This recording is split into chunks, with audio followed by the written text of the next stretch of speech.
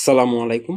আজ ২২শে চৈত্র সৈয়দ গোলামুর রহমান মাইজভান্ডারী, যাকে আমরা বাবা ভান্ডারী নামে চিনি, তার উরুস শরীফ।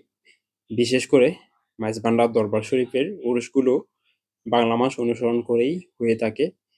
বাংলা আর ইংরেজির সময়টা একই থাকে বা তারিখগুলো কোনো পরিবর্তন না হলেও আরবি মাস সামনে চলে আসে। তাই বাংলা আর ইংরেজি মাস প্রতি বছর একই থাকলেও আরবি মাসটা সবসময়ই পরিবর্তন হয়, আগে চলে আসে। আর তাই এই বছর উরুসটা পড়লো ঈদের পরপরই। আর আমরা যদি সৈয়দ গোলামুর রহমান মাইজভান্ডারীর জীবন দর্শন একটু দেখতে যাই বা জানতে যাই, তাহলে দেখতে পাই যে সৈয়দ গোলামুর রহমান মাইজভান্ডারী রহমতুল্লাহি আলাইহি জীবনের বেশিরভাগ সময়ই পার করেছেন তার সাধনায়। আল্লাহর সাধনায় ধ্যানমগ্ন থাকতেন তিনি। আর তার ধ্যানমগ্ন থাকার স্থানগুলো ছিল পাহাড়, পর্বত, জঙ্গল, যেখানে লোকালয় ছিল না, মানুষের ডিস্টার্ব করার কোনো সুযোগ ছিল না। এমন নীরব স্থানগুলোই তিনি বেছে নিয়েছেন।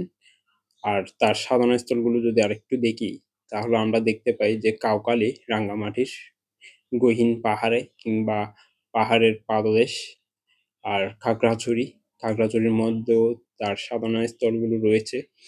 যে এই সাধনা স্থলগুলো বর্তমান সময়ে অনেকটা আবাদ হয়ে আছে। মানুষ সেখানে দর্শনের জন্য যায়, অনেকেই দেখে আসেন তার সাধনা স্থলগুলো, যে একজন আল্লাহর অলি কিভাবে সাধনায় ধ্যানমগ্ন থাকতেন। আর সে সময় অবশ্যই খাবার দাবারের বিষয়ও ছিল।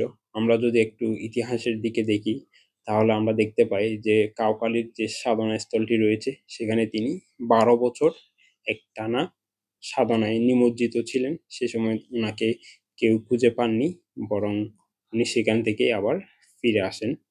আমরা যেন তার জীবন দর্শনগুলো নিতে পারি, সেদিকে আমাদের লক্ষ্য থাকুক। ধন্যবাদ সবাইকে।